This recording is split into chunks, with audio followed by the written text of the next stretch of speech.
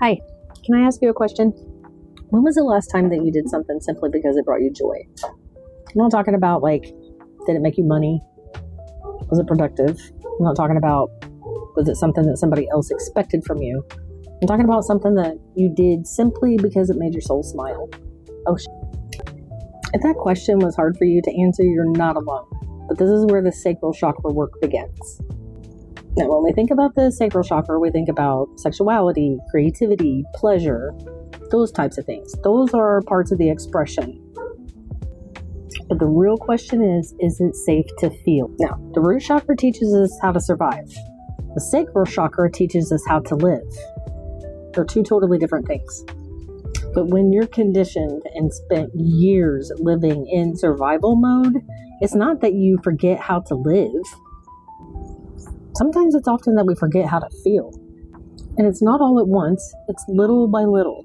We stay busy, we distract ourselves, we constantly convince ourselves that we're fine, when deep down inside we're not. Until one day we all of a sudden realize, when was the last time that I actually laughed until my stomach hurt? Shout out to Kelly McCartney, I thought of you when I said that. Or what about when we cried without apologizing?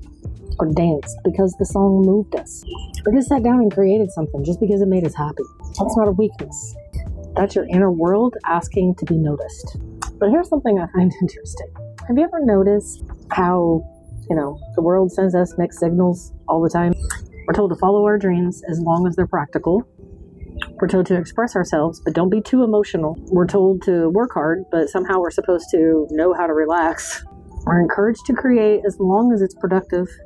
Somewhere along the way, a lot of us have learned that joy had to be earned, that rest had to be justified, and that our feelings have to make sense before they deserve to take up space.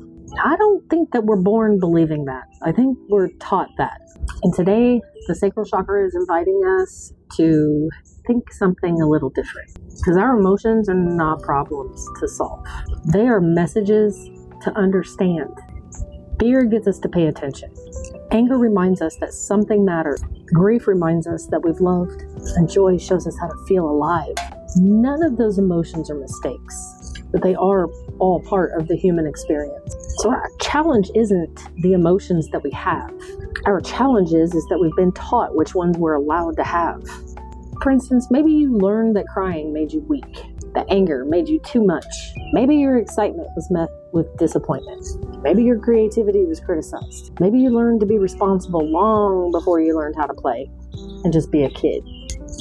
Your body remembers those lessons, even if your mind doesn't think about them anymore. So we all know how I dislike the word blocked, because we're going to think of it more like a river, because where the river goes, that's where life grows.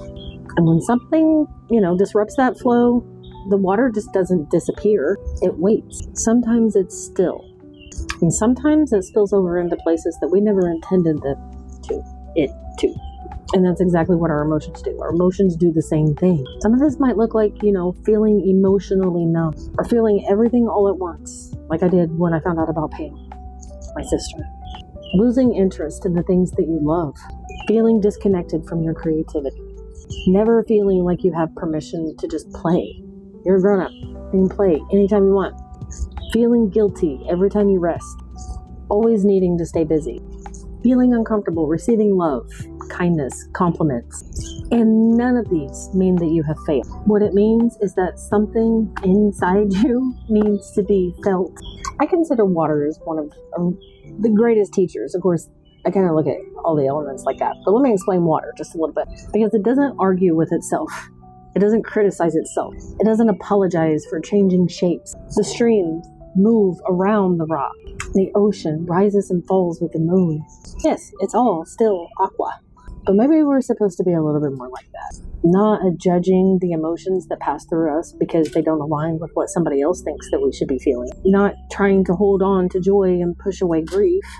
But just trusting that if we allow ourselves to feel, that the world is going to still keep moving. Just like the water does. Because I don't think healing means being happy all the time. Because I think that healing means that it's someone that is not afraid to sit with their emotions. Someone who can experience joy without the fear being there that it's going to go away soon. Someone who can actually sit with sadness knowing that it's not going to be there forever. Someone who can let anger teach them instead of consume them. Someone who understands that emotions are not permanent. They're visitors. Some stay longer than others. But the point of it is that they were never meant to become our identity. So instead of asking yourself the question, how do I heal my sacral chakra? Maybe ask, where have I confused survival with living? Maybe healing looks like creating some kind of wild, crazy art. I don't know. Something fun. Maybe it's dancing in your kitchen like nobody's watching. That's fine. Maybe it's crying without apologizing. Or maybe it's sitting by a river or watching the sunset without feeling guilty or like you wasted time. Because joy doesn't have to earn its place in your life, and neither do your tears. Just like the water, they were both created to flow. And how do you know when healing comes? When you ask yourself the question, is it safe to feel? And the answer is yes. See you later, love you, bye.